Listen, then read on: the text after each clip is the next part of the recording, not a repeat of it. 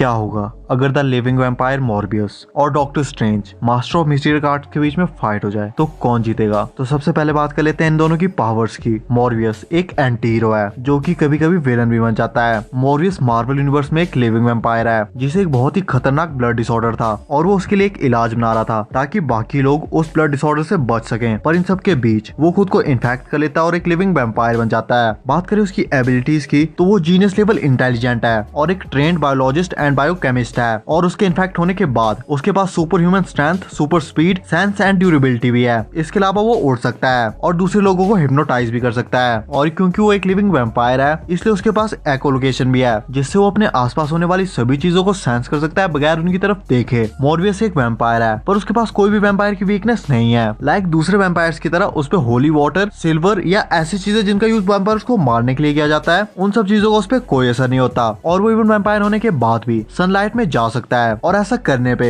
उसकी स्किन दूसरे वैम्पायर्स की तरह नहीं जलती। पर दिन के टाइम वो बहुत ही ज्यादा वीक फील करता है और अपनी पावर्स का बहुत ही कम पार्ट यूज कर सकता है। इसके अलावा उसे हफ्ते में कई बार फ्रेश ब्लड पीना पड़ता है। अगर वो ऐसा नहीं करता तो उसकी फिजिकल और मेंटल स्ट्रेंथ बहुत ही कम हो जाती है और ब्लड ना मिलने पे वो बहुत ही ज्यादा कमजोर हो जाता है। दूसरी तरफ बात करें डॉक्टर स्ट्रेंज की तो मिस्टिक आर्ट्स के मास्टर हैं। डॉक्टर स्ट्रेंज बहुत ही ज्यादा पावरफुल हैं और उनके पास बहुत सी मैजिकल पावर्स हैं जिससे वो बहुत सारे स्पेल्स को कास्ट कर सकते हैं। वो इन स्पेल का यूज एनिमी पे अटैक करने और अपने लिए शील्ड बनाने के लिए कर सकते हैं। डॉक्टर स्ट्रेंज अपने आसपास की एनर्जी को डिफरेंट चीजों में चेंज कर सकते हैं और किसी को भी इजीली ट्रैप कर सकते हैं। इसके अलावा वो उड़ सकते हैं और धरती पे किसी भी जगह पोर्टल खोल सकते हैं। वो मिरर डायमेंशन का भी यूज कर सकते हैं जिसके अंदर होने वाली कोई भी चीज रियल वर्ल्ड को इफेक्ट नहीं करती। डॉक्टर स्ट्रेंज की पावर्स लिमिटलेस हैं पर उनकी भी कुछ लिमिट्स हैं। लाइक बहुत ही ज्यादा पावरफुल होने के बावजूद भी उनकी बॉडी एक नॉर्मल ह्यूमन की है और उनके पास सुपर ह्यूमन स्ट्रेंथ या सुपर स्पीड नहीं है और उन्हें अपने मैजिक का यूज करने के लिए अपने हाथों को मूव करना पड़ता है। अगर समहाउ कोई उनके हाथों को बांध दे और वो अपने हाथों को मूव ना कर पाए तो एक नॉर्मल ह्यूमन बीइंग रह जाएंगे और अपने आप को उन रस्सियों से भी नहीं छुड़ा पाएंगे। पर क्या होगा अगर इन दोनों में फाइट हो जाए। मॉर्बियस एक एंटी हीरो है जो कि आने वाले टाइम में स्पाइडरमैन का विलेन बनने वाला है। अगर ये दोनों फाइट करते हैं तो मॉर्बियस डॉक्टर स्ट्रेंज को इजीली हरा सकता है। मॉर्बियस बहुत ही ज्यादा पावरफुल कैरेक्टर है। अगर मॉर्बियस सिर्फ एक बार डॉक्टर स्ट्रेंज को बाइट कर ले तो डॉक्टर स्ट्रेंज की सारी एनर्जी को अब्सॉर्ब कर सकता है और क्योंकि उसके पास सुपर हाई स्पीड और फिजिकल स्ट्रेंथ है इसलिए डॉक्टर स्ट्रेंज का फिजिकल बैटल में जीत पाना ऑलमोस्ट इम्पॉसिबल है। इनफैक्ट अगर डॉक्टर स्ट्रेंज मॉर्बियस से रात को फाइट करेंगे तो मॉर्बियस कुछ ही सेकंड्स में डॉक्टर स्ट्रेंज को मार सकता है। पर मॉर्बियस की भी कुछ वीकनेसेस हैं। उसे अपनी फिजिकल स्ट्रेंथ को मेंटेन करने के लिए डेली फ्रेश ब्लड पीना पड़ता है और जितना ज्यादा टाइम वो फ्रेश ब्लड के बिना रहेगा वो उतना ही ज्यादा कमजोर हो जाएगा और सनलाइट की प्रेजेंस में उसकी पावर्स और भी ज्यादा कम हो जाती हैं। अगर डॉक्टर स्ट्रेंज इन सब कंडीशन के बीच में मॉर्बियस से फाइट करते हैं तो वो मॉर्बियस को इजीली हरा सकते हैं। बट इन दी एंड ये बैटल 50-50 रहेगी जिसमें डिपेंड करेगा कि ये फाइट किन सिचुएशन में और किस टाइम पे हो रही है और शायद फ्यूचर में हमको किसी मूवी में इनकी फाइट भी देखने को मिले। बाकी आपको क्या लगता है कि इन दोनों में कौन ज्यादा स्ट्रॉन्ग है? मुझे कमेंट करके जरूर बताएं और ऐसी और भी अमेजिंग वीडियोस के लिए चैनल को सब्सक्राइब करना ना भूलें। मिलते हैं अगली